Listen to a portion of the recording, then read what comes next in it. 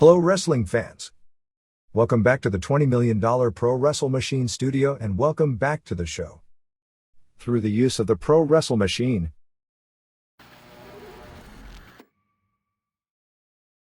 August 4th, 1997 Wrestling Observer Newsletter. Maurice Smith upsets Mark Coleman. Fritz von Erich in rough shape. Terry Funk Wrestlefest. More. By Observer staff. In the most stunning upset in the history of the Ultimate Fighting Championships, Maurice Smith combined tremendous defense on the ground with superior conditioning to win a unanimous decision over previously unbeaten and some thought unbeatable UFC heavyweight champion Mark Coleman on July 27 in Birmingham, Alabama. Smith, 36, added the UFC title to his numerous major kickboxing championships, including currently holding the ISK heavyweight title. He's also done pro wrestling in Japan with organizations such as UWF, PWFG, Pancrase, and currently rings and actually has lost numerous matches, some shoots, others works, via submission in Japan. His lengthy kickboxing career saw him at one point considered as the best heavyweight in his sport in the world. He survived the first several minutes on his back and largely took control over a completely exhausted Coleman at the 9 minutes mark and used his stand-up skill to score points, mainly with leg kicks, while a totally spent Coleman held on for dear life. It probably ranked just behind the 1995 Oleg Toktarov vs. Tank Abbott match as the most dramatic match in UFC history. Many, particularly within the World of Martial Arts magazine, will call this victory of a kickboxer over a wrestler as proof that UFC's dominance by ground fighters was only because no world-class kickboxer has entered, similar to how many magazines tried to trumpet Smith's win over Marcus Silveira to win the EFC title. There couldn't be more of a wrong statement. It wasn't kickboxing that beat Coleman, it was scouting, game plan, ground defense, and cardiovascular conditioning. No doubt Coleman's running out of gas so badly after 7 minutes will bring up all kinds of whispers, or whether he simply trained for a fast sprint and never believed Smith was going to last on the bottom, which was the prevailing wisdom of how the fight would go going in. Coleman's conditioning problem is very likely linked to a chemical imbalance from an improper working thyroid that kept him out of Ultimate last December. It was believed in this case, as was the belief going into the Dan Severn match, that in a long match Coleman would lose, but in this case nobody gave it much of a chance that it would be a long match. The main event saved what turned out to be the most one-sided series of fights in UFC history underneath. As expected, world-class freestyle wrestlers Kevin Jackson and Mark Kerr, both from Coleman's Hammer House team, dominated their respective under and over 200 weight divisions en route to victory. If anything, their easy wins paved the way for the drama that was to unfold, making the show's climax that much stronger and a very one-sided thumbs-up ratio. Coleman, the heavy favorite, appeared likely to use the same vaunted ground-and-pound tactics that his teammates used on a fighter with considerable stand-up skill but not believed to be a serious threat on the ground. Smith held the heavyweight title with the Extreme Fighting Championship Company when it went out of business a few months ago, and in some circles this was promoted as something of an interpromotional title unification type of match. While Smith was 2-0 in NHB, he hadn't faced anyone believed to be close to the level of Coleman, who came into the match with a 6-0 record and having never been seriously challenged in any of his matches. Smith, on the other hand, had lost many mixed matches by submission in Japan to competitors not believed to be anywhere the capabilities of Coleman. It is also interesting to note just how strong the connection between working and shooting and pro wrestling in UFC has become when it comes to the top stars of UFC. Of the major champions produced in UFC, only Royce Gracie and Mark Coleman had no connection to pro-style wrestling and working. Ken Shamrock was a pro wrestler before UFC and worked with Pancrase during UFC, and is back as a pro wrestler after UFC. Dan Severn was a pro wrestler before, during, and will be after UFC. Don Fry did a few pro wrestling matches on small Arizona independents many years ago, but is now with New Japan Pro Wrestling. And now Smith. The match started the same way most of the fast and one-sided matches underneath had started, with the powerful world-class wrestler taking down his foe quickly. Smith, who in hindsight beat Coleman more in a mental game than a physical one, made a remark that Coleman punched like a girl. Actually, that statement was stolen from Tank Abbott's remarks about Dan Severn before their match, which ended up with Abbott on his back almost the entire match. Coleman took the remark seriously and came into the cage looking to quickly tear Smith's head from his shoulders. Smith came in looking far more concerned than he had made it appear he'd be going into the fight. Smith, for the match by Frank Shamrock, had spent the past several weeks training at the Lion's Den. They had clearly done his homework in scouting Coleman and weeks ago were very confident of a game plan that would work against the fighter they considered and in some ways exposed as one-dimensional. After taking some punches and headbutts early from Coleman, he was able to, while on his back, neutralize much of the damage with both a jiu-jitsu guard and an ability to block the telegraphed roundhouse blows Coleman attempted to throw in. Coleman's bread-and-butter submission hold, the strangulating headlock that put away Dan Severn and that purportedly in practice he was tapping out Kerr and Jackson with, was blocked and wiggled away from by Smith every time Coleman came close to getting it on. It had been said by numerous people who had viewed Coleman's matches in the past that the first person to be able to survive against Coleman early would be the first person to beat him. After a few minutes, it was clear Coleman was tiring out. While people had said it, just how true it turned out to be ended up being the shock of the show. After the 6 minutes mark, Coleman's offense slowed down to simply keeping his position on top of Smith. By 7:30, the live crowd 4,800, a near sellout of the Boutwell Auditorium in Birmingham, began chanting Maurice, sensing what was about to unfold. Finally at the 9:10 mark, Smith escaped Coleman's top position, a clear indication Coleman was running on empty. But when both were on their feet it was clear Smith's face had been marked and he was tired, looking like he'd been in a war. But Coleman was shockingly even more spent than anyone could imagine. He appeared to be out of breath and cramping, bending over to a degree the likes of which you almost never see in a combat sports situation, and certainly never see anyone survive with for more than a minute or two longer. Smith's strategy at this point was to using leg kicks and a few jabs and mainly stay away. Those who talked with Smith after the fight said Smith said he never went to the all-out attack even though it appeared Coleman was ready to go out because of fear Coleman's superior weight would result in them going down with Coleman on top, and even though Coleman couldn't damage him from that position, he didn't want the judges to see him on his back after spending so much time on his back early in the fight. Coleman did get another takedown at 10:15 in, but Smith was the more aggressive from the bottom, throwing elbows. Coleman actually came close at this point to getting his headlock, but Smith threw a few knees to the head from the bottom. Smith escaped and tagged Coleman with some punches before the 12 minutes regulation time expired. The 2 overtime periods were all Smith, mainly using leg licks. At one point Smith went for a big roundhouse and whiffed badly, lost his footing and went down, but Coleman was so exhausted he couldn't even move to capitalize on it. Coleman's attempts at takedown were incredibly slow at this point and not even a threat, and at this point the only battle for him was to survive. Smith kept backpedaling and taunting Coleman, telling him to ground and pound him, while Coleman was trying to find out how much time was left, seemingly hanging on with as the living embodiment of the famous Vince Lombardi saying of how fatigue makes cowards of the toughest of us all. Just as the second overtime expired, Smith appeared to go in for the kill, but time ran out and he was awarded the easy decision and the championship. The next day, Coleman's face was described as looking like he had been on the losing side of a war. "Everything he did we had practiced to a T," said Frank Shamrock, who has trained Smith in ground fighting the past few years. "It was pretty much textbook in how to pick apart a wrestler. It was just a matter of how well he'd last for 2 or 3 minutes. Shamrock said that they knew Coleman couldn't knock Smith out, so the only danger was getting caught Coleman's one submission headlock choke maneuver. Even though virtually nobody within the NHB world gave Smith much of a chance in the fight, both Smith and Shamrock were talking very confidently about winning well before the fight. And Shamrock was talking equally confident about a possible match with Vitor Belfort. "I think Vitor would be an even easier match," he said. "Don't get me wrong, this was a hard fight. Vitor would be more dangerous early on, but the match would get easier as it went on. The strategy in that case is that Smith's usage of leg kicks in a standing fight, over time, would take out Belfort's leg strength and quickness and eliminate the full body power he brings to those punches." Although Semaphore Entertainment Group had been planning its year around a Coleman vs. Vitor Belfort Ultimate match in December, officials couldn't have been more thrilled.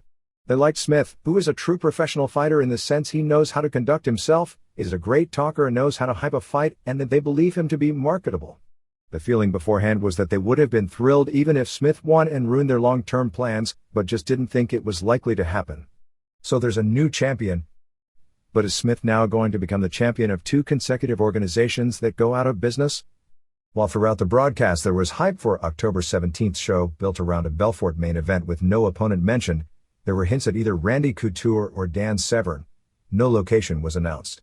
Economically, these shows can't be profitable unless more cable systems carry them than carried this show and the previous one, and there is no political climate for a turnaround on that issue. When promoter Bob Marowitz congratulated Kerr and Jackson on their tournament wins and talked about the future, there was trepidation in his voice. Unlike most sports and businesses that fell due to economic conditions, UFC is fighting what at this point appears to be a losing battle against political conditions with no signs of change. Perhaps the most interesting note when it comes to the buy rate is that numerous Time Warner systems around the country actually did carry the event after saying that they wouldn't.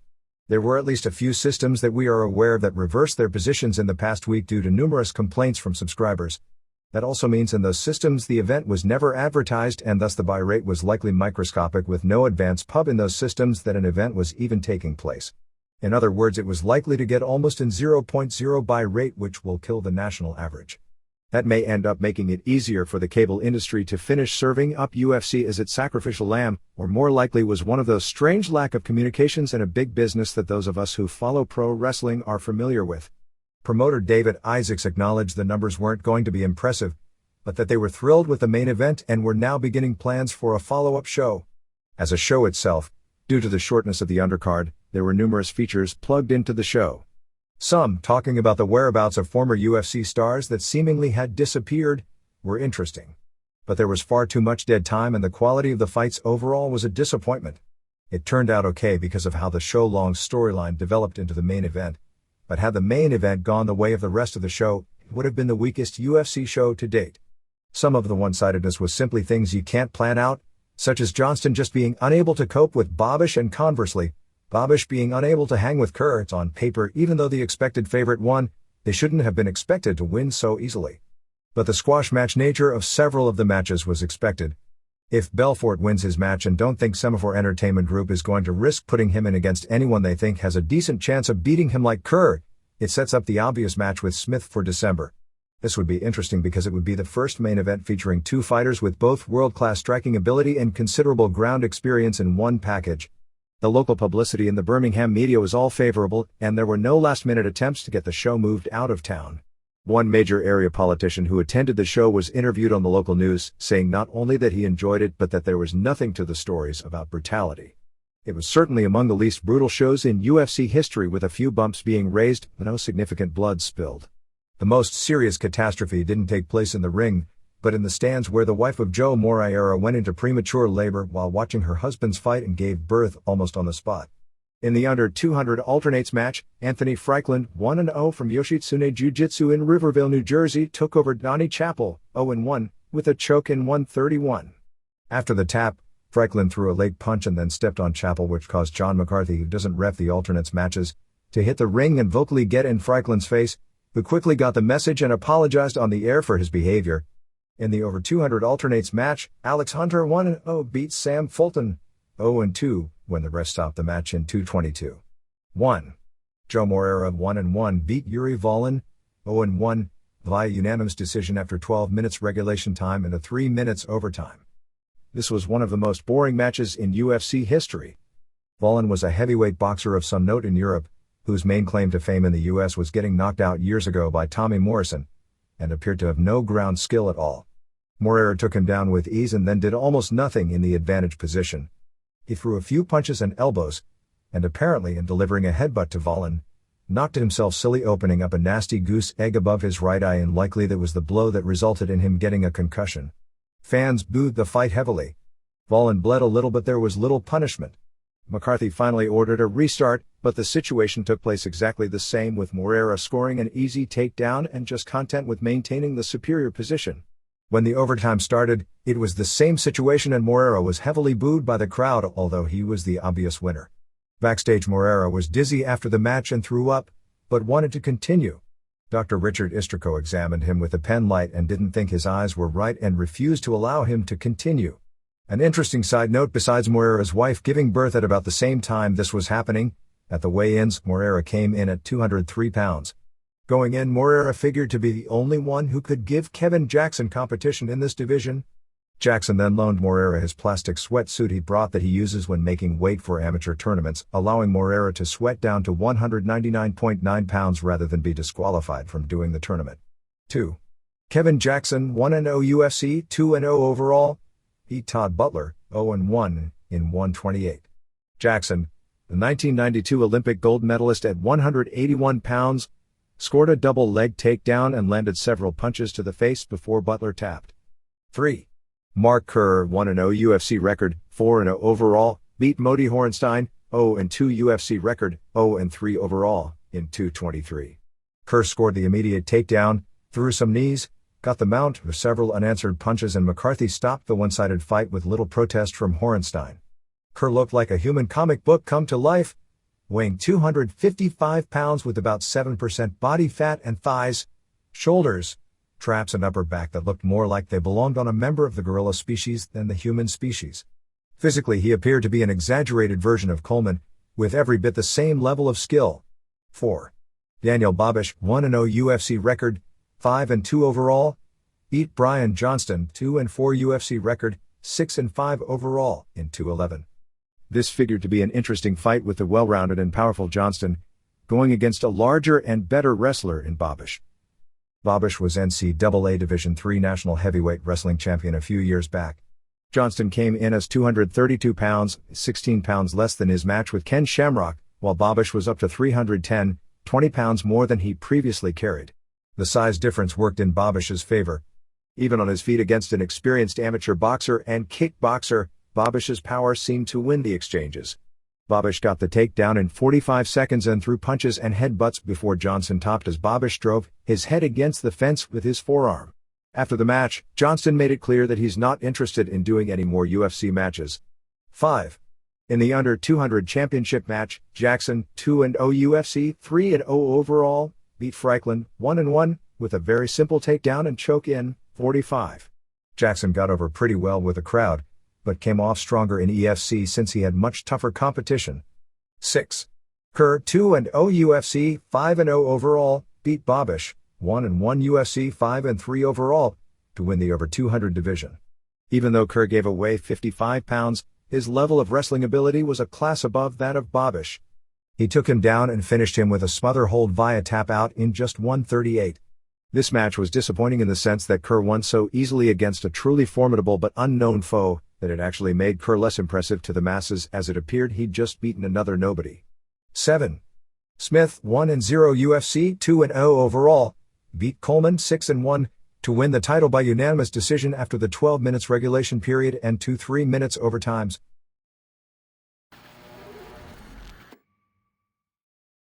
Jack Adkisson, better known in wrestling as Fritz von Erich, was diagnosed with having lung cancer, which has spread to the brain and the adrenal glands, after exploratory surgery over the weekend, and his long-term prognosis was thought to not be good. Adkisson was diagnosed with cancer on July 25 while being treated at Baylor University Medical Center in Dallas for a mild stroke suffered earlier in the week. Therapy options will be discussed with Adkisson after pathology reports come in during the week. Adkisson, 66, a legendary wrestler and promoter whose real-life story was filled with ups and downs, the likes of which, if it were done as a fictional screenplay, would be rejected by every Hollywood studio due to lack of believability. Adkisson, who had been a heavy smoker for decades, was admitted to the hospital on July 22 after suffering the stroke, and doctors discovered a malignant tumor 3 days later. He underwent exploratory surgery which revealed the cancer spreading from the lungs to other parts of the body. Adkisson was a backup lineman and discus thrower at Southern Methodist University in the early 50s, setting a school record in the latter, but had to leave college and relinquish his scholarship since he broke school rules by getting married. He drifted to the Canadian Football League, after which he made the transition to pro wrestler.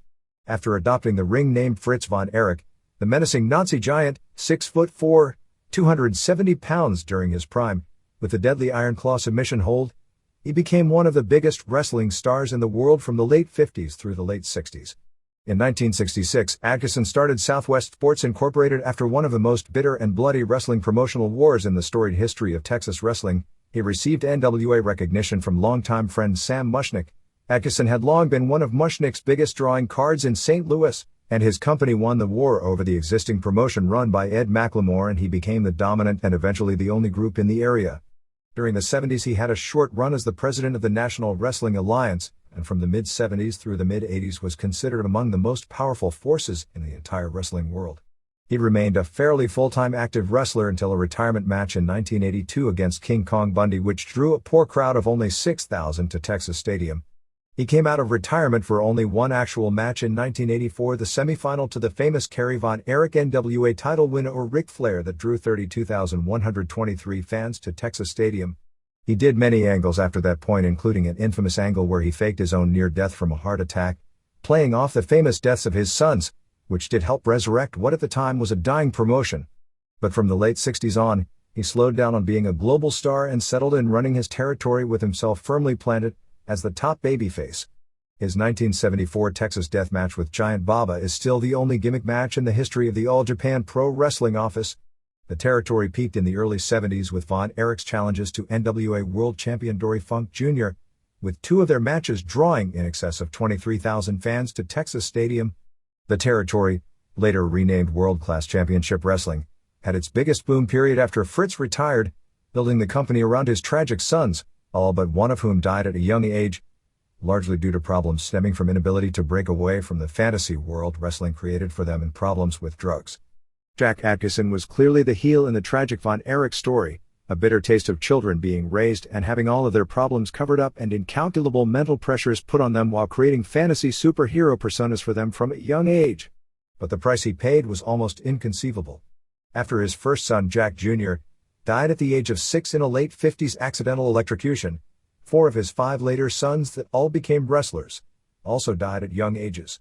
David, who was one of the biggest stars in the world at the time, under mysterious circumstances generally believed to be in drug overdose in Japan. Mike pushed as a star but someone whose only thing going for him in wrestling was that his father owned the company, of a drug-induced suicide because of internal pressure of his being unable to live up to the billing he was being pushed as. Chris and Carrie both followed Mike with suicides, after which his wife Doris left him, embittered by how their life turned out. Chris's suicide was due to an inability to come to grips with the fact his lack of size and asthma was going to make it impossible to achieve his lifelong goal of being a pro wrestling Von Erich superstar. Carrie, who became the biggest star of all the sons, followed Chris committing suicide after being caught with cocaine while being already on probation for forging drug prescriptions, an offense that he felt was likely to wind up with him going to jail. The death of Mike soured Jack in many ways on the wrestling industry, although he was heavily criticized within the industry for his handling of the death and using it to attempt to draw a house. He did one last angle, the heart attack gimmick, which was actually played up in the local press as being a shoot, before selling a percentage of the company and leaving it in the hands of longtime booker Ken Lusk. Mantell. The company went through many changes over the next few years, with Mantell eventually running out of money and it back in the hands of Kevin and Carrie, and later Jerry Jarrett, before the company fell deeply into debt and folded. Kevin, who just turned 40 a few months back, is his only living child. A major wrestling superstar in the 80s, he turned his back on the profession many years back, working only sparingly after the company folded.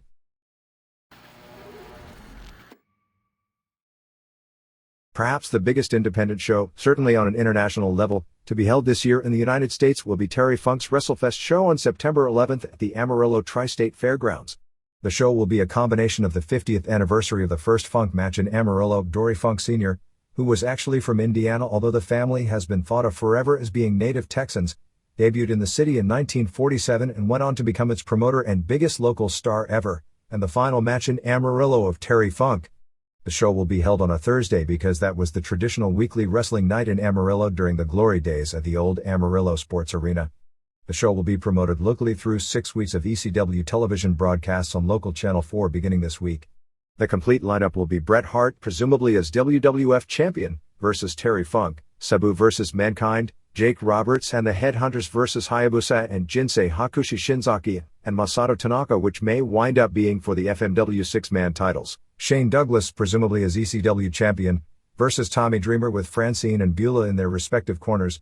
Dory Funk versus Rob Van Dam, Bushwhackers versus Mark and Chris Youngblood, who are the sons of former top local babyface Ricky Romero. Sandman versus Balls Mahoney, an FMW women's tag match, and Chris Condito versus Wing Kanemura. With the exception of the show put on by his family in late 1995, this is probably the first independent date Bret Hart has worked in years.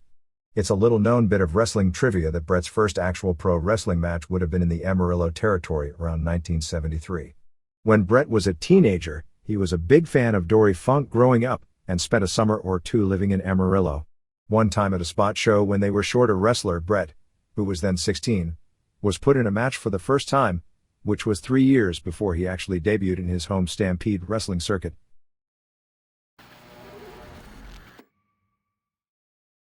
I want to thank editor J. Steve Hicks and the readers of Global Pro Wrestling Newsletter for voting the Observer Hotline the number 1-900 wrestling phone line for the second straight year, and for voting myself for the Professional Wrestling Journalistic Excellence Award and voting the Observer second place as the best pro wrestling newsletter.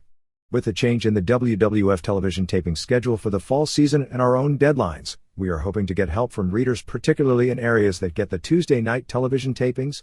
Our usual deadline is Tuesday afternoon for Wednesday mailing. If you are going to attend a Tuesday taping and can help us with news and results, please get in touch with us ahead of time. If we know we'll be able to get the news late Tuesday night beforehand, we'll be able to schedule production in a way to get the Tuesday results into that week's Observer, although I can't guarantee we'll be able to always get the Tuesday taping results into the Observer. We are also looking for correspondence for Mondays so we can get the news from the Shotgun tapings into the Observer for that issue.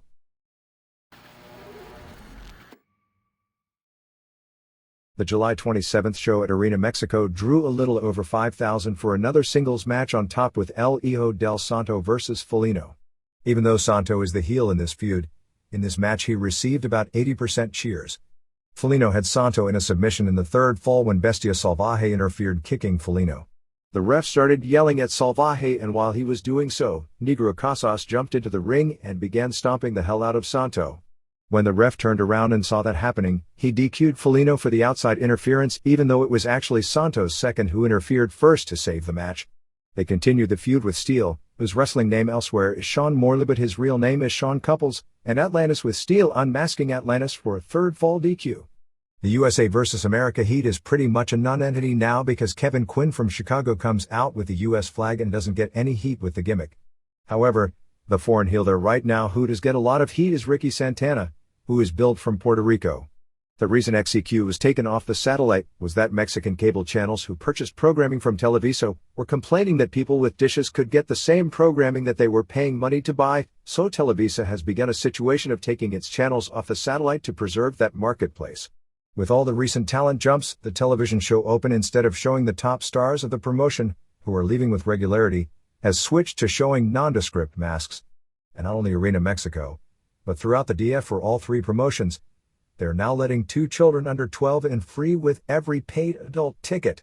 In addition, with the economy being so weak, the ticket prices for the EMLL shows in the DF are $5.33 for ringside down to 66 cents for balcony seats, and you get lots of fans sitting in the upper deck at Arena Mexico paying the cheap ticket prices, which explains why nobody is making any big money promoting or wrestling there nowadays.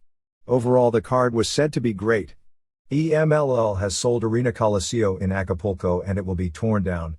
The building had been holding weekly Wednesday night shows, with the exception of one bad period where crowds were down, for about 40 years. Between selling this building and selling Pista Arena Revolucion, which EMLL ran 3 shows in every week, the amount of work for the wrestlers has been drastically cut back.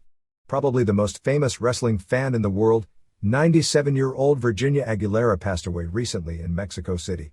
She had been a front row regular at Arena Mexico for the past 58 years and was visible on camera at most of the television shows except over the past year or so when her health had gotten bad.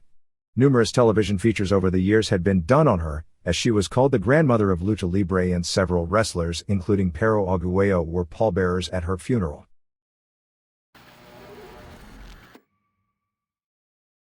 Promo Azteca. Mr. Aguila jumped here from EMLL, missing his bookings over the past weekend and scheduled to debut on August 1st. Tinieblas Jr. is close to coming in from AAA as is Super Astro from EMLL.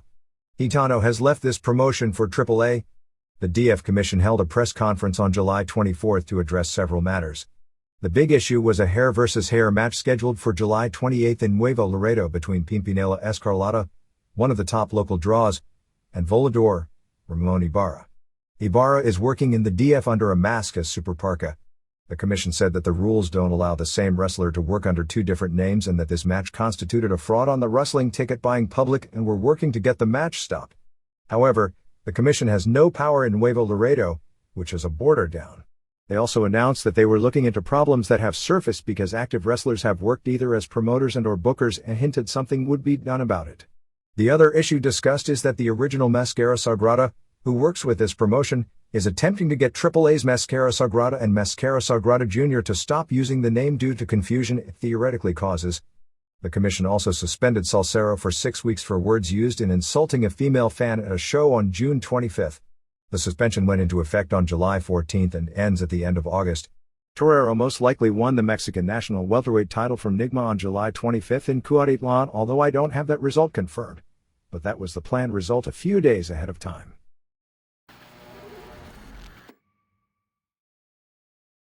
AAA. Fuerza Guerrera and Mosco de la Merced captured the Mexican national tag team titles, which had been vacant for a long time since Fuerza Guerrera actually originally jumped to Promo Azteca. The tag titles were up in a tournament on July 20th at El Toreo en Naucalpan as they beat Pero Aguayo Jr. and Sr. in a bloodbath which ended when Gran Marcus Jr. hit the ring and knocked out Pero Sr. with a chair. Negro Navarro beat Renegado in a hair versus hair match on the same show. Top Win Promotions, which runs Toreo every Sunday, then announced a few days later that they were canceling their contract with AAA and would be promoting with CMLL with Mano Negra as promoter, and the July 27th show was headlined by Mascara Sagrada and Fantasma and Shocker vs. Steel and Marcus Jr. and Dr. Wagner Jr. Fuerza Guerrera did a newspaper interview this week to say that he isn't jumping to Promo Azteca. There had been talks back and forth for several weeks. Antonio Pena announced a big show called Summer Scandal for September but didn't announce a date or a city. They are adding a fourth payaso called Payaso Negro, black-haired clown, and a new Mascara Sagrada to feud with Blue Panther.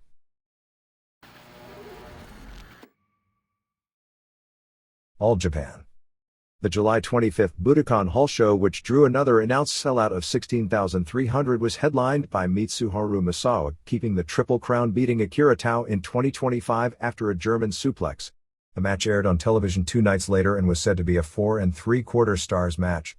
The biggest pop during the match was Tao doing his choke slam off the apron, which they've been selling for the past year or two as a killer move, but Misawa flipping in midair and landing on his feet on the floor and immediately coming back with a kick. The double tag team titles changed hands with Steve Williams and Gary Albright beating Kenta Kobashi and Johnny Ace in 29-36 when Williams pinned Kobashi after Albright had used a Uranagi on him and Williams used a backdrop driver, followed by the two doing a double team power bomb. Was told that the first 20 minutes of this match was like watching paint dry, but that the last 10 minutes were pretty good. The grouping of Williams, Albright and the Lacrosse are now being called the International Varsity Club. Years ago in WCW, Williams, Rick Steiner and Mike Rotunda were called the Varsity Club, managed by Kevin Sullivan since they were all college jocks. Of course, Williams was a football and wrestling star at Oklahoma, and Albright was an All-American wrestler at Nebraska, but I'm not sure what college sport Lacrosse was a star in. Why, of course, Lacrosse. They are also called top for Triangle of Power, since fans need that 3 initial thing to chant like ECW, TOA, NOD, LOD, GET, etc. When Yoshihiro Takayama of Kingdom Works shows for this group, he'll be a part of that grouping as well. In the other top matches on the show, Toshiaki Kawada and Tamon Honda beat Lacrosse and Takayama in 14:52 when Kawada used the stretch plum on Lacrosse. Stan Hansen and Takao Omori beat Giant Kimala and Jun Izumida, and the debut of Jinsei Shinzaki teaming with Johnny Smith to lose to Hiroshi Hase and Jun Akiyama when Hase pinned Smith after a Northern Lights suplex.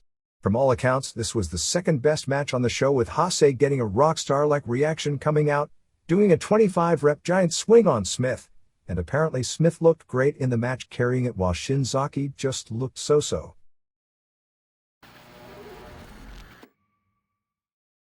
New Japan. Masahiro Chono returned to Japan on July 28 walking with a cane and insisted coming off the plane that he'd still be working the G1 tournament, which starts August 1st, and the Nagoya Dome show.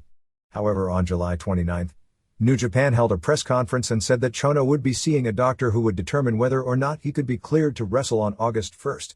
Chono was also hinting that he was going to recruit Tatsutoshi Goto and Michiyoshi Ohara to join the NWO, making them the equivalent of the Japanese Big Bubba and Michael Wall Street members. They announced the top matches for the August 31st show at the Yokohama Arena, which is Riki Choshu Memorial Night, with Choshu and Genichiro Tenryu and Tatsumi Fujinami vs. Chono and Great Muta and Hiroyoshi Tenzan. Shinya Hashimoto vs. Kensuke Sasaki for the IWGP Heavyweight title, provided Hashimoto retains the belt at the Nagoya Dome, and Naoya Ogawa vs. Scott Norton. Branko Sikatek, 42, who was the first ever K1 champion in 1993, is being negotiated with about being a future Big Show opponent for Ogawa. They've also started the hype for an eventual match with Ogawa against David Kakali-Shivili of Russia, who works for Rings. Kakali-Shivili, who is now about 340 pounds, was the Super Heavyweight World Samba champion last year and won the Olympic gold, weighing 209 at the time, in the 1992 Olympics, beating Ogawa, so it's a natural matchup.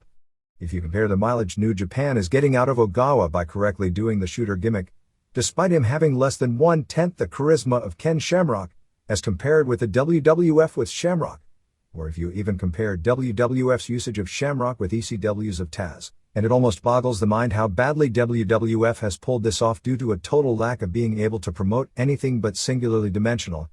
All promoting concepts are the same rather than different gimmicks have to be promoted in unique ways to protect the gimmick. Ogawa is going to be kept as something special here for years because of how he's being booked, rather than after his first pro match, slowly turning into just another one of the boys. I'd suspect one or the other would wind up as his opponent for the November 2nd Fukuoka Dome show. Jushin Liger worked a show on July 27th for the Wrestle Dream Factory promotion in Oda, beating the group's owner Masayoshi Motegi on top in 1806 with a running Liger bomb. July 12th TV show did a 1.8 rating.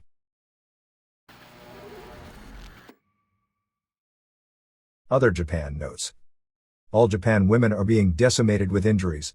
Mariko Yoshida broke her arm on July 22nd in Hanu and will be put of action for at least 6 weeks. Yumi Fukawa is out of action with a fractured foot. Ri Tamada is working on a very bad knee while Mima Shimoda is working with a bad neck. The August 22nd Osaka show will be headlined by Kyoko Inoue and Manami Toyota vs Shimoda and Etsuko Mita. With the top groups basically not running shows this week, Big Japan and FMW are the headline groups. Great Pogo, formerly the original Mr. Pogo, Tetsuo Sekagawa, returned after his December retirement for Big Japan on July 23 at Korakuen Hall against 54-year-old Shinya Kojika. Pogo used a gigantic knife and an electric drill on Kojika's forehead. This is building to a match on August 3 in Osaka with Pogo vs Shoji Nakamaki with all the foreign objects put in the ring, and the two have a countdown sprint to grab them. Seiji Yamakawa and Yoshihiro Tajiri won the Big Japan tag titles, beating Takashi Ishikawa and Kishin Kawabata. Ishikawa and Kengo Kimura were the champs, but the two broke up as a team and Kimura is no longer working for this promotion. Old-time Mexican star Arias Romero is working as Grand Sheik for this group underneath. Pancrase has its next show on August 9th in Osaka. It'll be a unique show in that members of Funaki's dojo and Suzuki's dojo will wrestle in a series of singles matches that will be drawn in the ring before the start of the show, so nobody knows who they are going to wrestle. FMW finished its tour on July 27th at Korakuen Hall, packing an announced 2,300 into the building for a no-rope barbed wire death match where Wing Kanemura beat regular tag partner Haido. The two currently hold the group's Brass Knuckles tag team title. After the match, Hiromichi Fuyuki asked Haido to join his group since Haido, real name Hideo Takayama, was at one point a protege of Geto and Jado. With so many of the stars absent from the shows, the crowds for Michinoku Pro this past week have been horrible. The situation with Jerry Bollander and his rings match on July 22nd is that Bollander flew to Japan and had some sort of a paperwork problem when he got there and was sent back. He's still scheduled to work for Rings in the future, and there is a decent chance Frank Shamrock will wind up with them as well. Gong Magazine put out a special issue this week devoted to full-color shots of USA women in wrestling, with the cover in the first 15 pages devoted to Sunny. Sable got 6 pages, Marlena 4, Elizabeth 6, Deborah McMichael 4, Medusa 3, Kimberly, Sherry, Woman, Missy Hyatt, Kimona, Beulah, Francine, and Janet AAA 2, and listed a history of valets.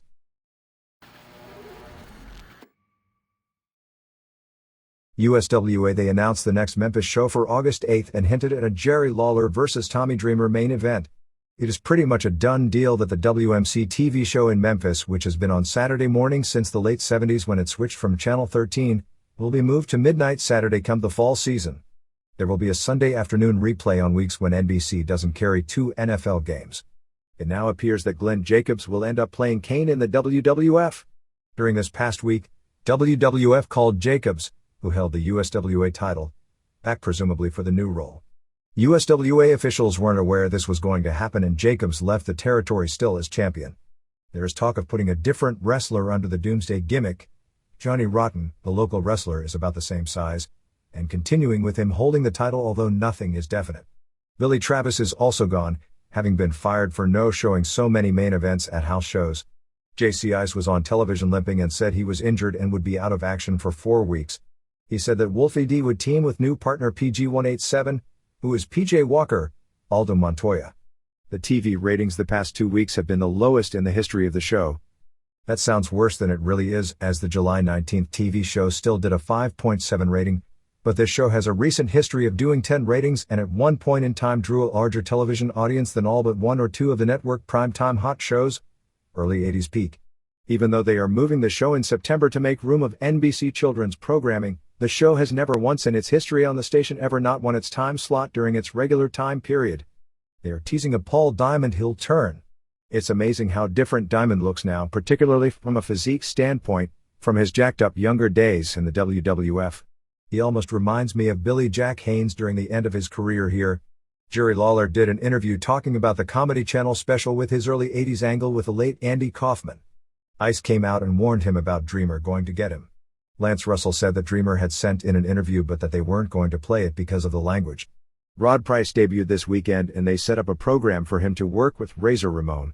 Price teamed with Mike Samples on TV against Flash Flanagan and Stephen Dunn, but ended up walking out on Samples, causing him to lose, and said that he didn't want or need anyone's help.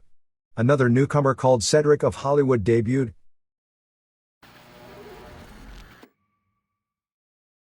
Here and there. Eileen Smokey Soley, the longtime wife of Gordon Soley, passed away on July 24 from complications stemming from a long battle with cancer. Soley, 70, who survived a bout with breast cancer, was diagnosed with a malignant brain tumor 5 months ago and had a bad reaction to some medication taken to combat the tumor. The complications made it impossible to treat the cancer properly. She obviously knew the end was coming because the day before her death, she wrote up her own obituary and died in her sleep that night. Among those attending the funeral included Don Curtis, Buddy Colt, Hiro Matsuda, and Brian Blair. Rick Link, a longtime indie wrestler in the Carolinas known for bloody matches who before becoming a wrestler at one time did a wrestling newsletter, is running for mayor of Lexington, North Carolina. There was a big page one photo of him in the local paper. Cleveland All-Pro Wrestling on August 3rd at the West Park Center has Tracy Smothers, Little Guido, Tommy Rich, Samu, and Ian Rotten. For more info you can call 216-979-2049. Sports Illustrated had several pro wrestling references over the past 2 weeks. In a scorecard item about the weirdest boxing matches in history, it listed the 1976 Ali vs. Inoki match, which was supposed to be a worked match and turned out to be a shoot, and the Andre the Giant vs. Chuck Wepner match, which was a work, as the top two.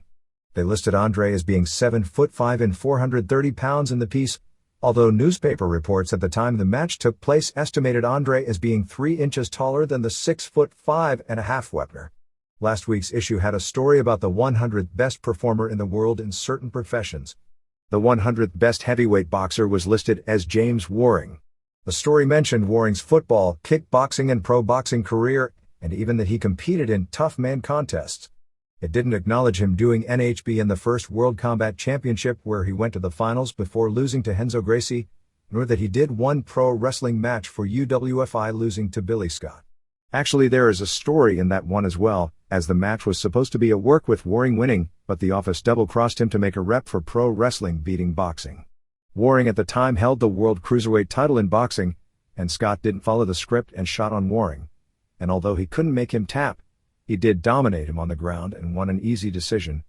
The story made a reference to boxing having more title belts than anyone this side of Vince McMahon, without making reference to who McMahon is, which says something for how well known McMahon's name must be to the general public. Billy Crystal plans to make a movie about the life of Andre the Giant starring Georgi Muresan of the Washington Bullets, and the famous television commercial fame, as Andre. The irony of it is that it appears New Line Cinema, owned by Turner/Time Warner, would be producing the movie. People are joking, and seriously, that Eric Bischoff is going to make a play for a starring role in the flick playing the role of, you guessed it, Vince McMahon. Frank Sisson, who promoted Wrestling Weekly in Calgary after Stampede Wrestling folded, was shot in each leg on July 21st, while coming out of a Calgary bank. Policy believes Sisson was targeted for the shooting and they believe robbery as the motive. Sisson runs the Silver Dollar Bar and Casino, which housed pro wrestling in Calgary after Stampede Wrestling shut its doors at the end of 1989. Rob Rusin, who owns the IWA name, is attempting to get Ian Rotten to stop using the name for his promotion in Kentucky.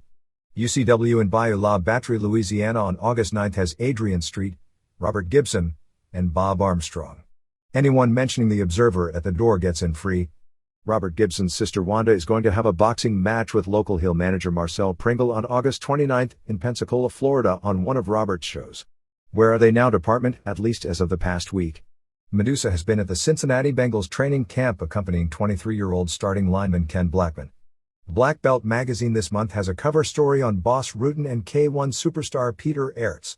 The article claims Rutan's pancrase record is 31-0-1, which is not accurate as he's lost a handful of matches over there, naturally made no hints that some of Pancrace's worked. In the story, Rutten, who is now living in Southern California after moving from Holland and running a dojo along with UFC star Marco Ruiz, talked about easing his way out of Pancrase because of all the physical punishment he's taken in having so many fights over the past few years and concentrating on teaching. He did say he wanted to do UFC since he's never done it before. Matt Osborne is running the first pro wrestling card in a long time in Oregon on August 2nd with himself headlining against Greg Valentine plus Bart Sawyer and Lou Andrews versus the Grappler, Lynn Denton, and the Butcher. Taurus Pro Wrestling out of Chicago wishes to apologize for not running the 3 Lucha Libre shows listed in the Observer a few weeks back. Harry Smith, the 12-year-old son of Davey Boy Smith, wrestled on July 19 at the Rockyford Rodeo near Calgary in a match against 15-year-old workout partner TJ Wilson. Ted Annis, another grandson of Stu Hart, was on that show as well. NHB. Don Fry officially turned down Semaphore Entertainment Group this past week about doing the October 17th match against Vitor Belfort. Dan Severn has been approached about that match, the winner of which would face Maurice Smith presumably in December.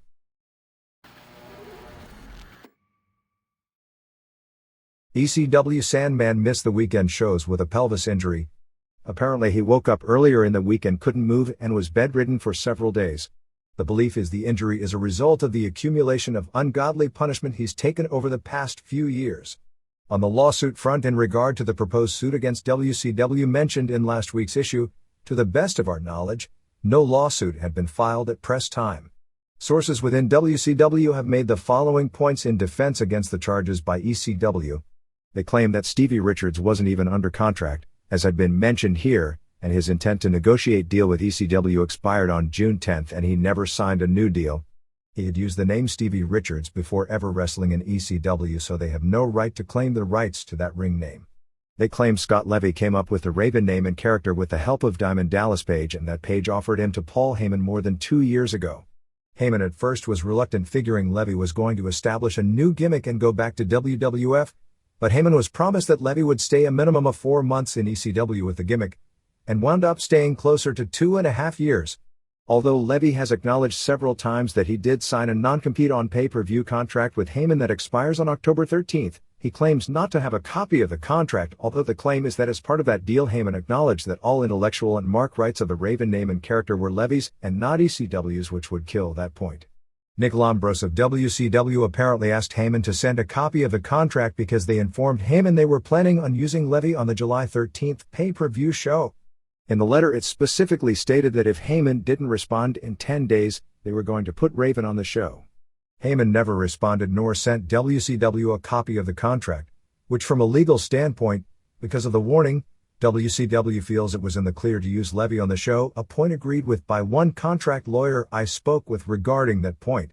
Eric Bischoff in a Prodigy chat with Bob Ryder basically acknowledged the same point. It was a last-minute deal on the pay-per-view as the company was expecting Heyman to spring the contract on them at the last minute, and if they felt it was binding, the Raven Richards segment would have been scrapped from the show. The situation in regard to the August 30 proposed house show at Northern Kentucky University is that the president of the university was going to make a decision one way or the other on July 30, and if he agreed to letting the show go on, it would be officially announced the next day. Perry Saturn's side of the situation involving he and Pablo Marks after the ECW Arena show on July 19 is that the crutch shot was a work that looked great, but he actually was protecting him doing the blow. He did pie-face Marks in the back after the match with John Kronus to get his attention, as he claimed that's what Killer Kowalski did to him when he was learning wrestling, but simply wanted to explain to him that he didn't sell Kronus' finish properly and that by getting up so fast made both he and the finish look bad. He said he thought Marks did a good job in the match except in selling of the finish, but disputed the idea that anyone would have to defuse the situation backstage, and said he even recommended to Paul Heyman to give Marks a full-time job with the promotion. Crowd reactions for the house shows on July 25 in Rochester, New York and July 26 in Buffalo, New York were strong. Rochester drew 850 fans in a 1,200-seat building.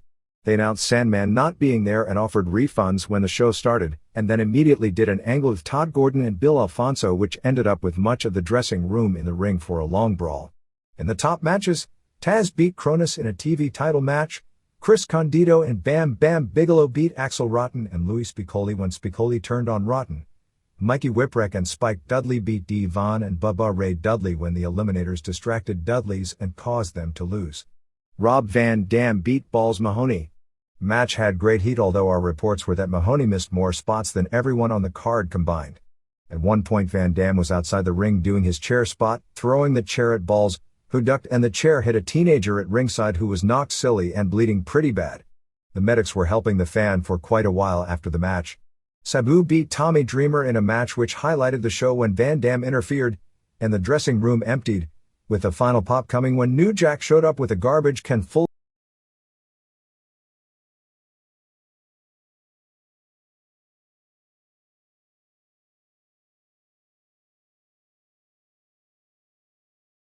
chair hit a teenager at ringside who was knocked silly and bleeding pretty bad. The medics were helping the fan for quite a while after the match. Sabu beat Tommy Dreamer in a match which highlighted the show when Van Dam interfered, and the dressing room emptied, with the final pop coming when New Jack showed up with a garbage can full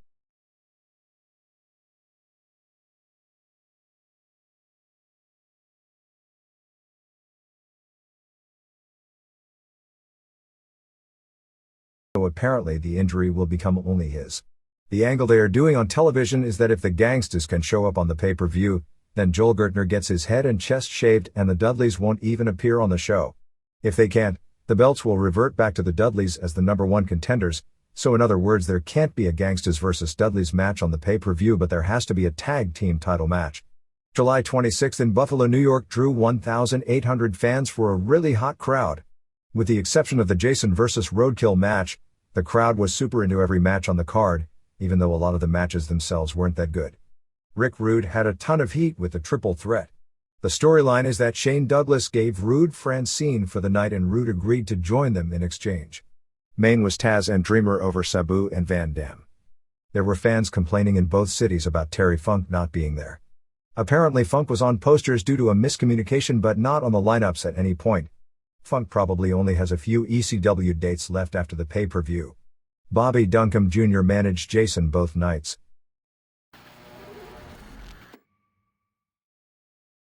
WCW. Complete Road Wild lineup for August 9th will be Hogan vs. Luger, Hall and Nash vs. Steiners, Page vs. Hennig, Savage vs. Giant, Flair vs. Six, Bagwell and Norton vs. Harlem Heat elimination match with Benoit and McMichael vs. Jarrett and Malenko, Wright defending the Cruiserweight belt against Jericho and Conan vs. Rey Mysterio Jr. in some sort of a Mexican death match. Nitro on July 28th in Charleston, West Virginia drew a sellout 9,575, 8,769 paying $129,411 for an overall flat show. The crowd heat wasn't there for much of the show despite it being the all-time record house in the city. It opened with Ric Flair and Curt Hennig beating Scott Norton and Marcus Bagwell in 11:50 when Hennig pinned Bagwell with the Fisherman Suplex. Hennig looked decent, Flair was over like a god and Bagwell's work was real good. As for Norton, when he was in with Hennig it was really bad and with Flair it wasn't all that much better. Flair said later that Hennig was in the Horsemen but Hennig insisted he was still a free agent. You can see where that one is going.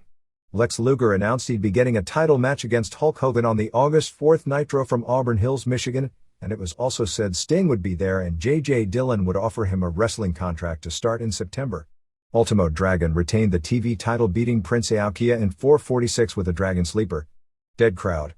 Work was solid until the finish, which fell apart.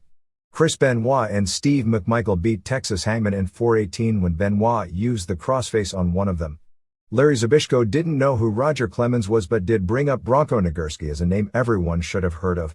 Well, if you're a fan of football and wrestling history certainly, but if not, just an awful finish as McMichael got totally lost and this match fell apart at the end.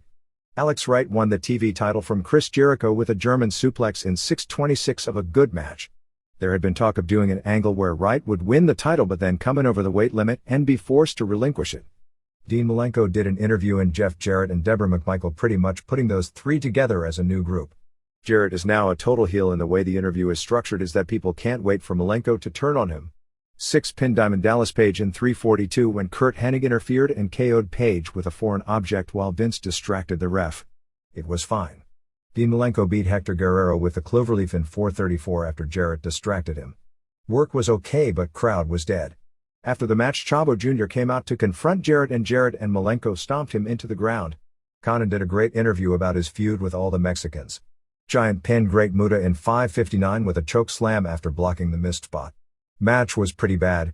After the match, Eric Bischoff, who did the commentary, had a confrontation with Larry Zbyszko. Zbyszko threw him into the ring and Giant choke slammed Bischoff for the expected big pop. There will be great heat when they finally get to Zbyszko vs. Scott Hall. Conan beat La Parka with the Tequila Sunrise in 1:45. Too short. Psychosis confronted Conan afterwards. Main event saw Scott Steiner over Randy Savage via DQ in 11:13 when Hall and Nash interfered. Earlier in the show, Hall and Nash did a phone interview talking about not being there, which pretty much guaranteed the main event finish. This was the same angle WWF did with Bret Hart just a few weeks ago, so it was so predictable it was a groaner. Giant made the save and challenged Nash. The show went off the air with them teasing a Giant versus Nash confrontation, but after the cameras went off, the two never touched. The ratings were the closest they've been in a long time. Nitro drew a 3.35, 3.15 first hour, 3.55 seconds hour rating and 5.98 share. Raw did a 2.92 rating, 2.50 first hour, 3.26 seconds hour, and 4.91 share. Nitro Replay did a 1.89 rating and 4.96 share. WCW opened with a 2.8 for the Flair and Hennig vs. Bagwell and Norton going against the Hart Foundation interview. The gap widened to 3.1 to 2.3 with Dragon vs. Aokia going against Legion of Doom vs. Bariquas and the Helmsley Mankind angle. WCW grew to 3.3 for the Flair and Horseman interview and Benoit and McMichael match, but WWF surprisingly jumped to 2.6 for the debut of the Truth Commission. Jericho Right title change drew a 3.4, but WWF did a 2.8 for the Dead Farouk Crush match. Then came the big jump with WCW hitting a 3.3 with Six vs. Page and Hector vs. Malenko, a dead heat with WWF for the Austin and Dude Love title match with Godwins. WCW was at 3.4 for the Conan interview and beginning of Muta vs. Giant, while WWF did 3.1 for the Storm vs. Darling and Shamrock Bulldog arm wrestling angle. WCW jumped to 3.7 for the ending of Muta vs. Giant and Conan vs. Parka, while WWF did an inexplicable 3.3 for Rockabilly vs. Goldust and Michael Moore and Pillman run-in and angle. WCW ended at 3.8 for Savage vs. Steiner, while WWF did a 3.3 for The Undertaker video, Michael's angle, and start of Bret vs. Patriot, and continued with a 3.3 in the extra quarter hour. Show went 10 minutes long for Bret vs. Patriot. Just to understand how these ratings are done, the rating is taken at 7:30 into the quarter, so at 10:07 and 30 seconds, WWF was still on the air, WCW had just ended. It's not like every minute is taken and averaged, so you can theorize WWF did better than a 3.3 in the extra quarter because the 5 minutes of Nikita were going to take down the quarter average. Ratings for the July 22nd Nitro on Tuesday were a 3.84 rating, 3.63 first hour, 4.05 seconds hour, and 6.69 share. The ratings were shockingly high and very significant in that it showed it wasn't just the viewer patterns of being used to watch wrestling on Mondays that draws for Nitro, but that fans will seek it out and find it. WWF did not have the same luck in running Raws on Thursdays or Fridays earlier this season when Monday was preempted. It also shows TBS that the idea of doing a primetime live show on a night besides Mondays, without WWF competition, could do even better ratings than Nitro. TBS is after a show, likely now on Wednesday, and WCW realizes the company is doing well with the current situation and a major change would risk both morale and threaten to overexpose the product and overwork the bookers and the angles, so they are trying to find a way to avoid doing it. Weekend ratings saw main event at 1.2, Saturday night at 2.3 and Pro at 1.4. A meeting with the wrestlers last week, Eric Bischoff specifically said he doesn't want any bad words, vulgar or distasteful gestures on the television shows. There were complaints from the higher-ups about these things. Among the new words banned for use on television is hosebag. Bischoff told the wrestlers to leave the dirty words and vulgar gestures to Vince McMahon. Overall morale was really high at the Orlando tapings. Terry Taylor had all the matches planned ahead of time so wrestlers would show up in the morning and know who they were working with and when. Under the old system, they would show up and have to stay all day and sometimes not even work because the schedule was being done as the way went on. The Omni Arena in Atlanta, which was considered one of the main arenas for pro wrestling from the early 70s through at least the late 80s, was torn down, while actually blown up, on July 26. A new arena will be opening in late 1999. WCW is claiming a 1.0 buy rate for Bash at the Beach, which by the standards of the day should be considered a success overall, but not an overwhelming one. When WWF did a 1.52 years ago for the Lawrence Taylor WrestleMania, and that's with a $34.95 price tag, it was considered a failure, so standards keep going downward. Independent sources dispute those figures and place the buy rate at 0.78, which would be a $2.75 million company gross. By no means could the latter figure be considered a success considering how much Hogan and Rodman were making for the show.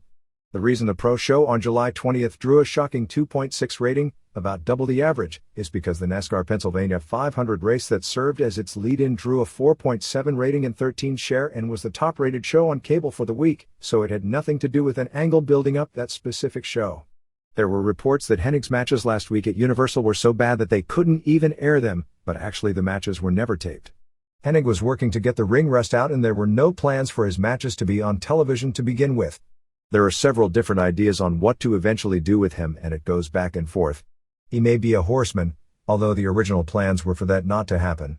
The August 21st Clash of Champions will have 4 title matches besides the 2 already announced main events. Apparently there will be several changes in Sturgis, South Dakota to set up matches on that show, so the show won't be hyped with a lineup until after the pay-per-view. Raven is likely to wrestle and they may introduce Bill Goldberg as Bill Gold on that show. To compete with Raw being moved back 1 hour, WCW is going to, starting August 11th, have the Nitro replay moved up to 10 p.m. Eastern Time and Robin Hood will be moving. This also allows WCW to go long whenever it wants to, since the only show it's going to be delaying is its own replay. This is expected to change in January as TNT is planning new episodes of the sci-fi show Babylon 5 for the 10 p.m. time slot on Mondays. Weekend house shows were July 26th in Philadelphia at the Core State Spectrum, drawing 9,176, 7,965 paying $162,387, and July 27th in Johnstown, Pennsylvania, drawing $2,235,000. Philadelphia generally received mixed reviews. One reader said it was better than the vast majority of WWF house shows in the market and would be considered good for a house show but not anything special as a major show. Others weren't so kind. There was no ring bell, the music was screwed up and bad lighting as well. The best match was said to have been Eddie Guerrero versus Dean Malenko, but the crowd wasn't into the wrestling. There were attempts at ECW chants started but they never got going. Raven and Stevie Richards' reaction was said to be a big disappointment. They did the interview segment with Raven DDTing Richards. There were also complaints because the top 3 matches all went about 6 minutes, Flair vs. Six, Page vs. Savage and Hall and Nash vs. Giant and Luger, and the last 2 had the same outside interference leading to a heel win finish. In Page Savage, it was Hennig, and in the tag title match it was Savage.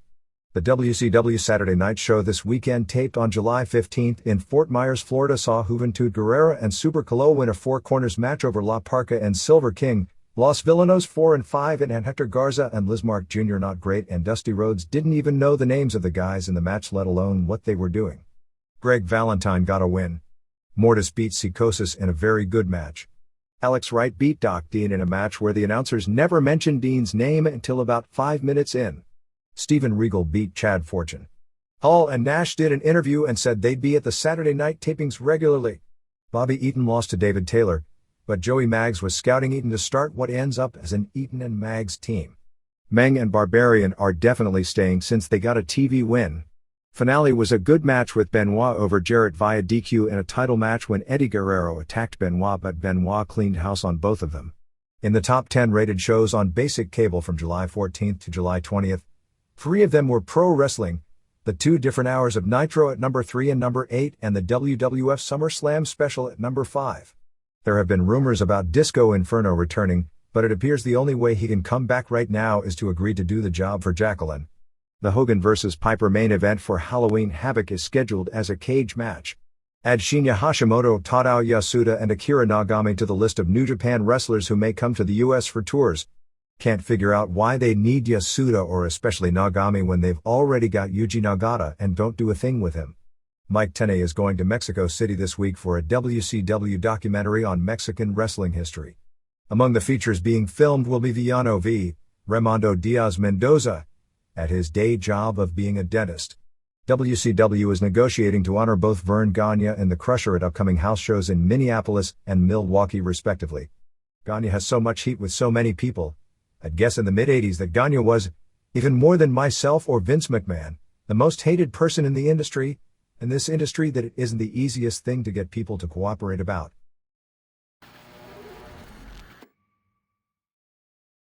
WWF. Sid was officially fired by the WWF. It's almost mind-boggling that a star of that magnitude in this kind of a wartime situation would be fired, but WWF officials apparently felt they had no alternative, citing their inability to get any straight answers from him concerning his condition and injuries and when he'd be available. Under normal circumstances, WCW would try to bring a guy in with the illusion it's another major jump, but Sid has a lot of heat with a lot of people in Atlanta, not to mention quite a track record in this industry. Jim Neidhart disappeared as well. The situation with him is that before coming to WWF, he had signed an exclusive contract with Universal Championship Wrestling out of Deer Park, New York, and the WWF wasn't aware of that. When the WWF was told about it by UCW of the existing contract, they wanted Neidhart to legally get out of the deal before they'd put him back in the mix. So the stipulation about Neidhart shaving his beard on Raw on August 4th was dropped. SummerSlam is legitimately sold out to the tune of 16,060 tickets for $482,250. The Brian Pillman vs. Goldust match is officially part of the pay-per-view show. There will be no Raw on August 25th or September 1st due to the US Open Tennis Tournament. However, there will be Raw specials from 11 p.m. to 1 a.m. on USA Network on August 23rd and August 30th. The 4 hours will be taped on August 23rd at the Rosemont Horizon, the first 2 airing on a few-hour tape delay and the next 2 hours on a week delay. No word on what will be done for the August 30th and September 6th Shotgun shows, but I have a feeling they'll wind up just being edited versions of the Raw show.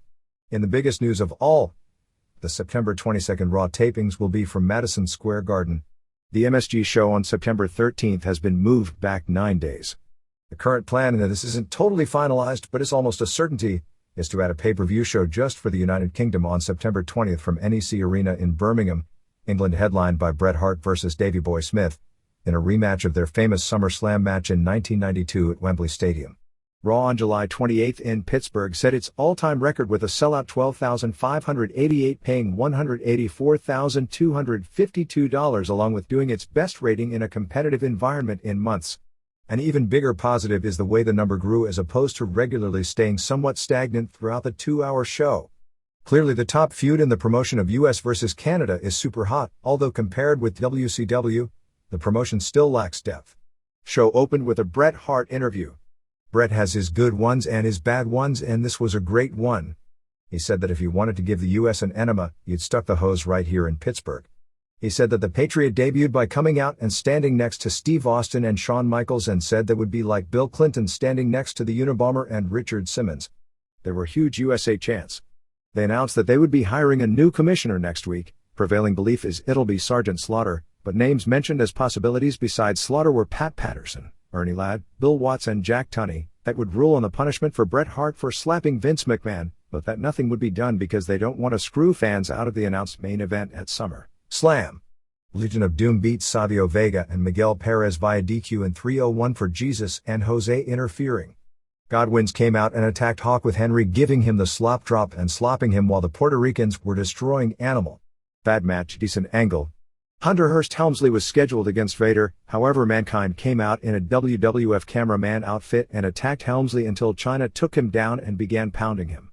It wound up with Helmsley and Mankind brawling in the stands. They ran another Breakus promo trying to get him over like Dolph Lundgren in Rocky IV. Truth Commission beat Jesse Jam and Flash Funk and Bob Holly in 322 when Interrogator pinned Holly. Believe me, Truth Commission looked a whole lot worse in Memphis. Crush DDQ Farouk in 316 when all the gang members ran in not a moment too soon. Ahmed Johnson was back. He blows out his knee and gets even bigger. Go figure. There'll now probably be a run on knee surgeries in the WWF by other wrestlers wanting to get bigger. Barik was attacked Crush as well. Ahmed gave chains. Ryan Lee, the plunge, and Lee didn't sell it at all. Another one of those brawls where nobody sells. It was interesting that DOA and their bikes got the big pop coming out, and with all the storyline and emphasis put on the gangs, this match died the minute the bell rang. Godwins beat Austin and Dude Love via countout in 4:37 of a tag title match when Owen Hart hit Austin with the IC belt. Austin attacked Owen, then Bulldog and Godwins came out and LOD made a save. Devon Storm pinned Ace Darling in 45. Ken Shamrock and Bulldog had an arm wrestling match. Bulldog headbutted Shamrock and destroyed him with chair shots and poured dog food all over him. It's the same Memphis-style angle you've seen a million times, but it was well executed, and I thought built up heat for their match. I'd question is Shamrock is the top of babyface where you'd want to pour dog food all over him to get heat for a match, but they've already made the decision that he's now just another pro wrestler. Goldust no contest Rockabilly in 116. Rockabilly slapped heavyweight boxing champ Michael Moorer at ringside, and Moorer KO'd him in response. Pillman then attacked Goldust and tried to stuff a dress from a mannequin brought to ringside down his throat. Marlena made the save, choking out Pillman. The deal with Moorer is that he's from the area, and it was one-time thing similar to the Thomas Hearns deal when they were in Detroit. Moorer is a big wrestling fan and was in the front row at the WCW Nitro tapings in Las Vegas on June 30th, but due to the bad pub from the Tyson fight, TNT and WCW decided not to show him during the show. They did a great Undertaker feature building up the pay-per-view match. Brett said that Undertaker wasn't like Sid or Diesel in that he's a big guy who has mobility. Shawn Michaels did an interview, not selling his work knee injury from the angle the previous week at all, nor his supposed shoot that nobody believes at all knee injury that's supposedly keeping him from wrestling. He then did color during the Brett vs. Patriot match. He was hilarious. The tension with Brett and Shawn together is tremendous because it seems like even they can't distinguish between working and shooting. Patriot pinned Brett in 9:23 with a schoolboy after a ref bump and Michaels hitting the ring and attacking Brett. With all the jobs Brett is doing, you've got to believe the title switch is a lock, but nothing is a lock these days. Match was only so-so but had great heat early because of Brett. You knew Patriot would win because they were pushing too hard that he didn't have a chance to win and hadn't faced any competition of that level. They played the Canadian anthem first and the crowd booed like crazy, and McMahon kind of apologized for the behavior of the crowd's subtlety. Michaels in particular was making fun of the anthem. They played the US anthem and Brett attacked Patriot from behind. As the show went off the air, Undertaker came out, but nothing happened after the show went off the air. Nothing important on Shotgun, although Brian Christopher beat Ace Darling. Off-TV main was a triple threat for the belt with Undertaker, Austin, and Brett, with Undertaker choke-slamming Brett in 432. Nothing new on the situation involving Great Sasuke. WWF hasn't signed Taka Michinoku because they want to work the deal through the Michinoku Pro office, and it hasn't happened. I guess the idea for Dude Love and Mankind is for him to be Dude Love while teaming with Steve Austin and Mankind the rest of the time. Dude Love got a good reaction in Pittsburgh, but it still seems like something that won't have legs. Weekend house shows saw July 25th in Indianapolis draw $4,828 and $88,689. July 26th in Cleveland drew $6,476 and $118,433, and July 27th in Erie, Pennsylvania drew $2,985 and $50,725. Including Pittsburgh, the weekend drew $201,000 more in merchandise. Report from Indianapolis was that it was a very good show.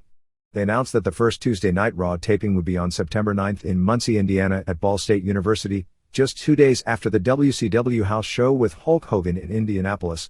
The top matches on the shows were a triple threat match for the IC title with Owen Hart winning over Helmsley and Mankind, Vader over Goldust when Paul Bearer interfered, Austin pinned Bret Hart with a stunner after a ref bump and Owen hit Austin with a chair and Bret scored the pin, but a second ref overturned the decision and restarted the match. Bret doing so many clean jobs seems to be another sign of a title switch. Show ended with Undertaker and LOD over Farouk and D'Lo Brown and Kama Mustafa in a poor finish that couldn't follow Hart Austin. Shawn Michaels had a meeting this past week with producers of Baywatch to do an episode or two next season. Michaels is expected back in the ring full-time in September, and word we get is that he's willing to do business with Bret, as the TV This Week indicated. Mark Marrow isn't expected back until late September now. He met with Dr. James Andrews, the leading knee specialist in the country, who told him that he'd been training so hard to rehab the knee that he'd actually damaged it worse through overtraining. He was told that when he returns he's going to have to wear a heavy brace, which will necessitate him wrestling in long tights. I'm not sure exactly what the situation is, but apparently Sable isn't going to be used temporarily and they aren't going to be selling her merchandise until she returns. The correct spelling of the term Boricua is actually Boricua. Over the weekend, Live Wire did a 1.2 rating and Superstars did a 1.7. New York Sports Scene ran a feature story on Post and TV Guide columnist Phil Mushnick. The story listed Mushnick's two greatest claims to fame as his stand against Nike, years before the rest of the media jumped aboard that topic, and the World Wrestling Federation.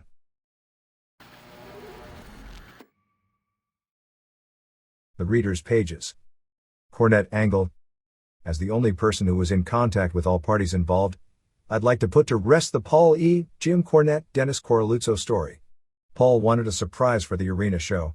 Who would be the last person our fans would expect to see working for Paul? The obvious answer was Jim Cornette. Figuring if they were to ever speak to each other the deal would fall apart, I became the middleman. Jim agreed to the angle only if Paul apologized to Dennis for the NWA title belt situation.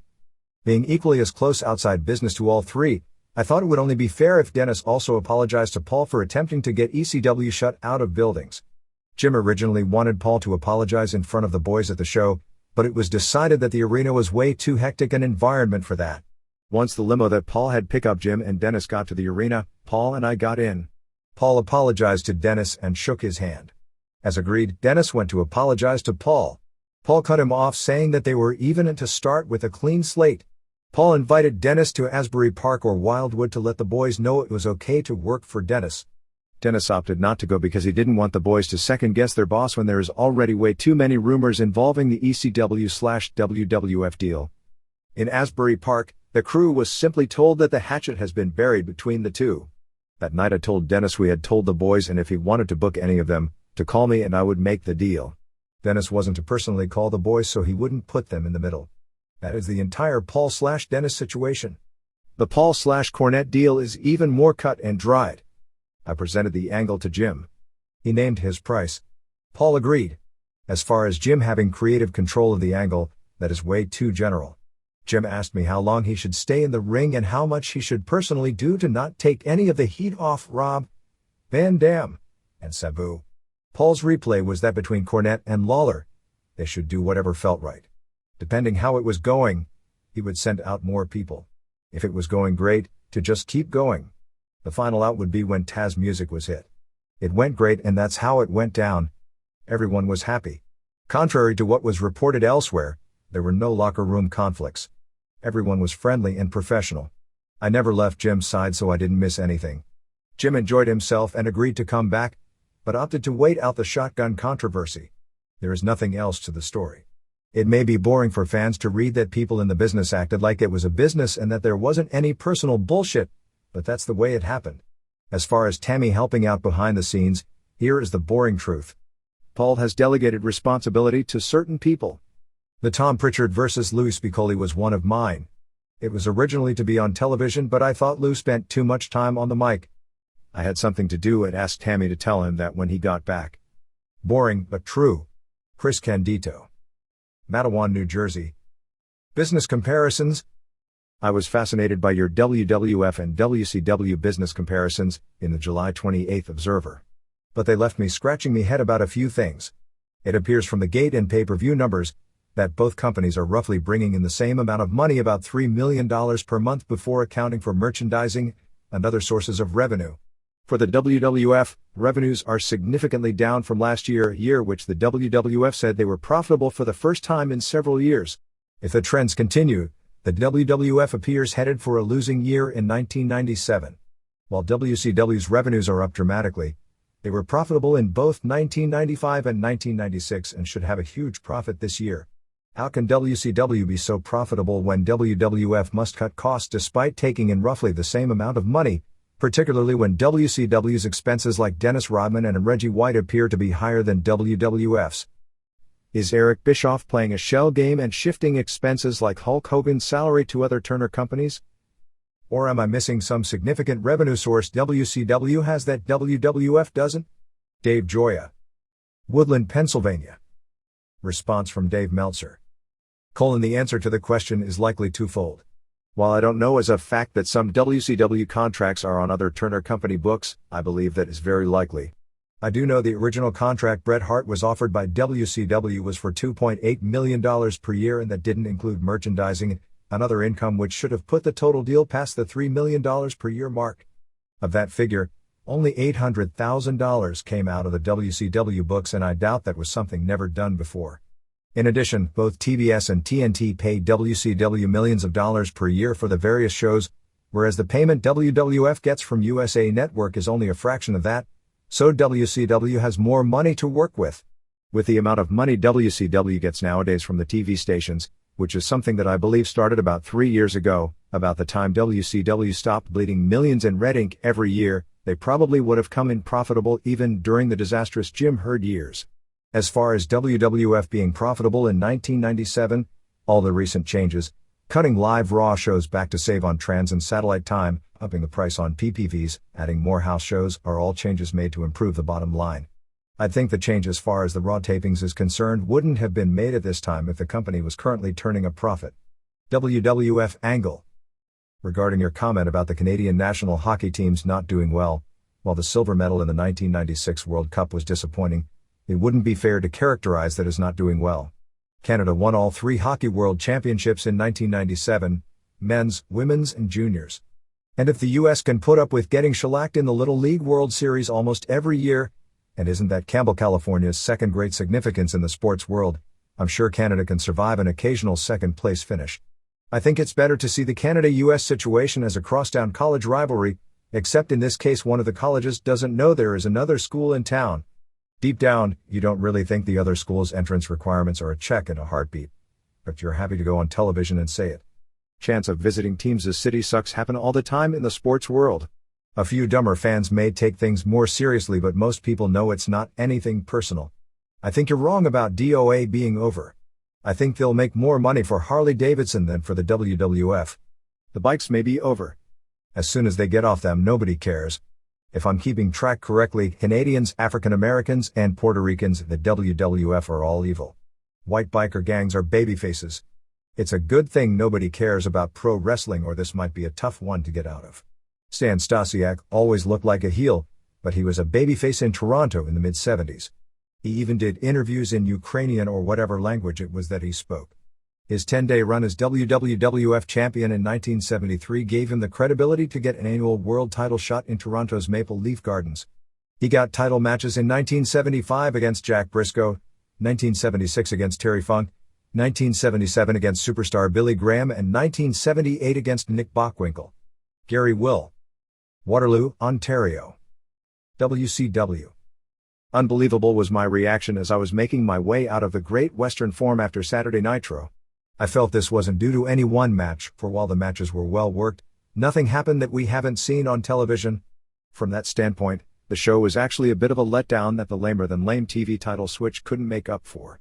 My disbelief, as I was wading through an ocean of discarded beer bottles, stemmed from all that went on outside the ring. In an era where some of the things that happen in the ring defy any logical description, it was all the moves of the fans behind the rail that left me scratching my head. Wrestling-wise, the show was solid. The opening 6-man tag was at times sloppy, but a quality way to start the show. There didn't look to be any significant AAA following. Psychosis vs. Dragon was excellent. The fans weren't into any scientific or mat wrestling on this night, and they let these two know about it. I can't remember the last time I saw Psychosis get a meaningful win on anyone of note. Malenko Guerrero was the best match on the show by a mile, with the fans really going for Guerrero as the heel. Chono and Bagwell vs. Steiner started out as comedy and never got untracked. Bagwell appeared to be having the most fun of anyone on the show. Ever since he joined the NWO, he wrestles like he just got paroled from prison. The NWO did an interview segment, and the "please don't throw things at the wrestlers or you'll be ejected" edict was completely ignored by security. What followed was another intermission to clean up all the trash. Watching Ric Flair vs. Roddy Piper was almost sad. Rey Mysterio Jr. vs. Syxx was well worked. I didn't see the Jericho vs. Syxx quickie as everyone was crowding the rail expecting an NWO run-in that never happened. As popular as Hall and Nash are, they don't seem to be able to get a quality match out of Luger, which begs the question as to why they've been booked together constantly from the start. There were loud Razor and Diesel chants. Funny, but I never heard Diamond Stud and Oz chants at WWF shows. Savage vs. Page was oddly short and sans the ladies. Sting Hogan was a kick, but nothing you haven't seen on Nitro. All in all, it was a good night in the ring. That's more that can be said for outside the ring. The actions of the fans and inaction of security to quell such stupidity was stunning. Not only was it a rowdy crowd, which is to be expected, but it was an angry crowd that seemed that way for no reason. People rushed the rails and stayed there long after the matches had started, with nobody telling them to get back to their seats. The request by the ring announcer not to hurl objects was totally ignored. As mentioned before in The Observer, it's when and not if some ringside fine gets pegged with an errant toss and gets hurt. Does Eric Bischoff think that WCW lawyers don't have enough work to do? There wasn't enough security to calm people down, so I'm not sure it was the event staff that was at fault. When your top angle consists of a group of do what we want when we want how we want heels that are really babyface, fans are going to follow suit. People were purchasing food and drinks for the specific purpose of firing it at their heroes because it's what they see everyone do on television. Watching fans toss everything they could locate at Ric Flair, the man I consider the greatest all-around wrestling star in history, who was trying to dodge soda cops and popcorn, was among the saddest things I've ever seen. Not for Flair, who was stellar on the mic as ever. It was the fans who I felt sorry for. The fact Flair didn't even complete his interview for fear he'd become a walking food fight target was horrific. In any business, there are certain individuals that through their work ethic and professionalism and countless other measurable and unmeasurable factors attain a level of royalty in their field. Ric Flair is pro wrestling royalty. He's Michael Jordan and Muhammad Ali. To see him dodge garbage that people thought their ticket purchase entitled them to throw hurt me. When I saw Flair get whacked in the head with a drink on his way to the ring in Boston on June 9th, I thought it was one moronic pinhead, an aberration, but I was wrong. I have to laugh at the people who bought Tyson Holyfield the same night and then call pro wrestling a joke. They got 10 minutes of action. We got 3 hours and change. A guy coming down from the ceiling with a baseball bat, tons of fireworks, DDP leaving through the crowd. Ric Flair's full moon. Could have done without that actually. And cute ring attendants in short shorts. Sean Flanagan. Los Angeles, California.